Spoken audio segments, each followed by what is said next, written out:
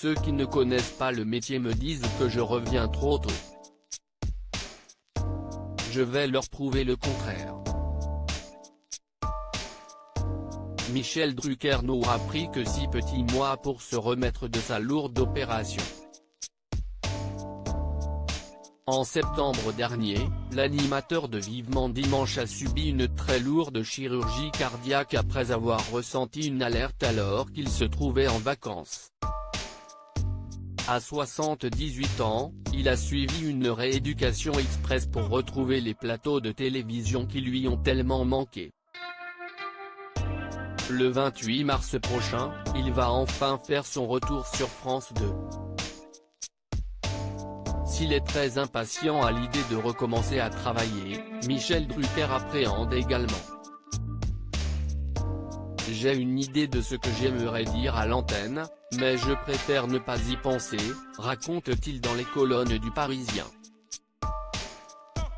Avec l'émotion, je vais tout oublier.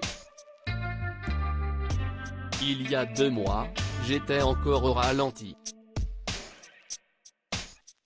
Avant de pouvoir tourner le numéro de son grand retour, le 24 mars prochain, Michel Drucker travaille comme un damné pour éviter la catastrophe. Ma plus grande angoisse, si est de me casser la figure. Je prépare ça comme une finale des Jeux Olympiques, plaisante-t-il auprès de nos confrères. Les médecins me prennent pour un extraterrestre.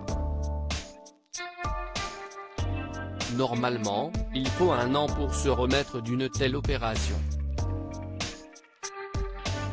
Moi, sans la télé, je suis comme handicapé. Il aura donc passé seulement 6 mois loin du plateau de France 2. Un court laps de temps qui inquiète ses médecins. Mais pas lui. Ceux qui ne connaissent pas le métier me disent que je reviens trop tôt. Je vais leur prouver le contraire, prévient-il. Il me reste encore 3 semaines de rééducation pour être au top. Michel Drucker, j'étais convaincu que je ne referais jamais surface mais en attendant de mettre les pieds devant les caméras, Michel Drucker refuse de montrer son visage, car il ne veut pas apparaître diminué, que les gens se disent qu'il a dérouillé. Pourtant si est-il la vérité, car après avoir subi une opération pour déboucher les artères coronaires, l'animateur a vécu de longues semaines de souffrance physique.